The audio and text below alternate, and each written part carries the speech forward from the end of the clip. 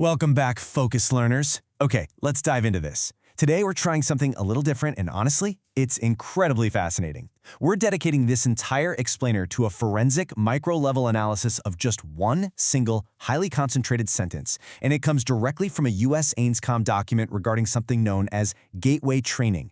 Now, you know as well as I do, when you're dealing with military intelligence documentation, every single word is weighed, measured, and placed with absolute precision. So by taking a magnifying glass to just this one string of text, we're going to unpack an entire operational reality. I want you to read this along with me, almost like we're looking at a recovered artifact. The author writes, "This study is certainly not designed to be the last word on the subject, but I hope that the validity of its basic structure and of the fundamental concepts upon which it is based will make it a useful guide for other USANCON personnel who are required to take the Gateway training or work with Gateway materials."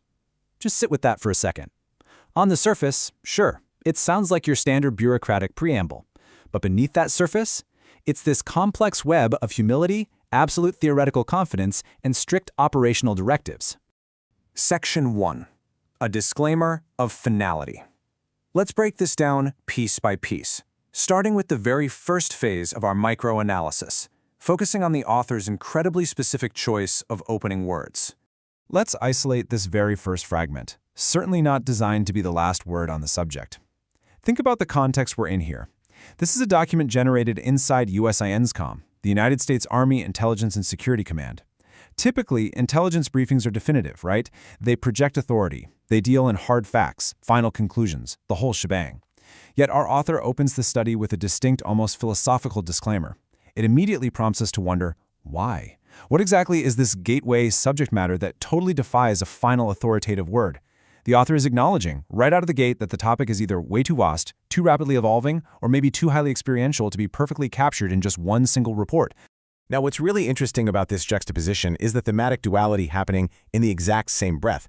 We have that initial humility, the admission that, hey, this isn't the final word. But right alongside it, we find this quiet, unshakable confidence in the validity of its basic structure. The author is essentially saying, look, I don't know the absolute ceiling of this phenomenon, but I'm entirely certain of its floor. They're boldly asserting that the framework they've constructed is undeniably valid. It's a striking balance, really, between acknowledging the vast unknown and fiercely defending the known architecture of the study. Section 2. The fundamental concepts. Let's move to this next part and see how it builds into the core theoretical framework that the author believes gives this study its formidable strength. The author clearly states that the usefulness of the guide rests heavily on the fundamental concepts upon which it is based. Notice what isn't being said here. The author doesn't rely on data points or field statistics or historical precedent to justify why this guide is going to be useful. No, they rely entirely on foundational ideas. And that tells us that Gateway is a heavily conceptual program. This entire study is built on a bedrock of deeply theoretical, yet apparently fully validated, concepts. Which brings us to a massive rhetorical question that kind of hangs over the entire document. What fundamental concepts are actually at play here to make this structure valid? I mean, the claim that a structure is valid in a strict intelligence context means it's been tested. It works. So what are the underlying rules governing this enigmatic Gateway program? The document just takes for granted that these unnamed foundational ideas are totally rock solid. As focused learners, this is the exact moment where the text builds a tremendous amount of tension. It's like we're looking at the outside of a black box, knowing only that the machinery inside functions perfectly. Section 3. The USNSCOM audience. Let's shift our forensic deconstruction toward identifying exactly who this dense, highly conceptual study was written for. The text leaves zero room for ambiguity here. The audience is strictly defined as other USINCOM personnel who are required to take the Gateway training. First off, notice the peer-to-peer nature of the word other. The author is speaking directly to their colleagues within Army intelligence. Second, and perhaps more importantly, look up the word required. This is a mandatory pipeline for a very specific subset of personnel. This isn't just some general briefing circulated for casual reading around the office. It's a strictly necessary prerequisite for individuals who have been ordered to engage with this program.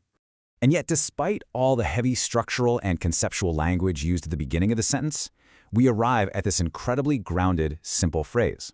The author's ultimate stated goal is just to provide a useful guide. They're offering practical assistance. Honestly, it reads almost like a survival manual handed from one soldier to the next. The author has already navigated the dense, conceptual reality of Gateway, and they're just trying to make the journey a little bit easier, a little bit more structured, for the personnel coming up right behind them. Section 4, the Gateway Pipeline. Let's move into the final section here to examine the operational goals outlined at the very end of the sentence, which reveals what these personnel are actually meant to do. And this brilliantly illustrates the exact sequential pipeline that the text lays out. It's a very clear progression of action. Step 1. Use the foundational guide provided by the author to understand the basic structure. Step 2. Take the Gateway training itself, now armed with that conceptual understanding.